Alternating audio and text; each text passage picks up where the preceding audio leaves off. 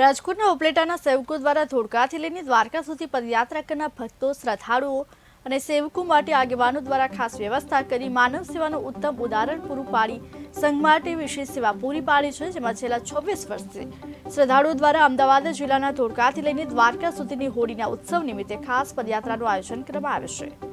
અમે પગયાત્રાથી ધોળકાથી માણસ દ્વારકા લઈને જાય છે, એના માટે અમે વરિયાળી શરબત આજે રાખેલું હતું. 250 થી 300 માણસ હતા અને અમે ગ્રુપ સર્કલ તરફથી વરિયાળીનું શરબતનું આયોજન કરેલું હતું. તેથી 50 થી 40 માણસે અમે શરબત લોકોને પાયું અને કમસે કમ 2500 થી 2000 માણસને અમે શરબત વરિયાળીનું આજે પાયું પાનેરાના પેટ્રોલ પંપની સામે. અમે આ 3 વર્ષથી કરીએ છીએ.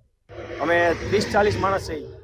આખી જે દ્વારકા ચાલીને જવાવાળા 300 જણા ધોળકાથી દ્વારકા જવાવાળાઓને આજે અહીંયા શરબત પાવામાં આવ્યું છે અને રાહદારીઓને જે રસ્તામાં જેટલા રાહદારીઓ 2500-2600 ગ્લાસ જેટલા રાહદારીઓ અને સંઘને શરબત પાયું છે શ્રી રામજી ગ્રુપ સેવા મંડળ તરફથી.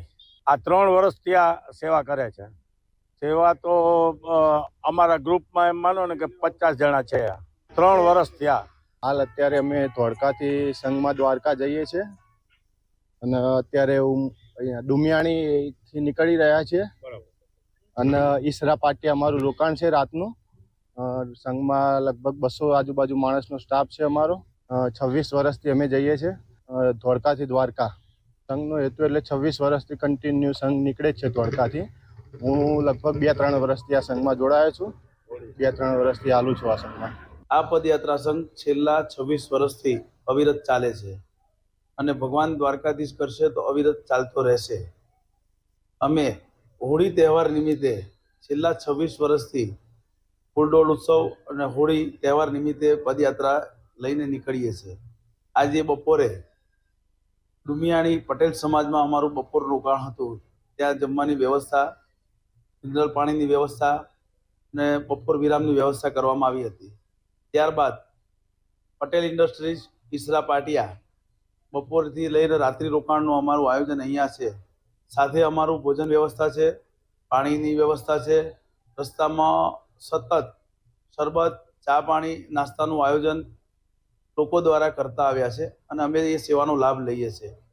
અમારું ગ્રુપ 15 થી 20 જણાનું છે, જે આ સેવામાં અમે કાર્યરત છીએ. શરૂઆત અમારી 7 તારીખ 3જો મહિનો ત્યાંથી શરૂઆત થઈ પદયાત્રાની અને તારીખ 21/3ના રોજ અમે દ્વારકા પહોંચીશું. 22/3ની ધજા છે અમારી. જે ધજા ચડાવી પ્રસાદ લઈ અને દરેક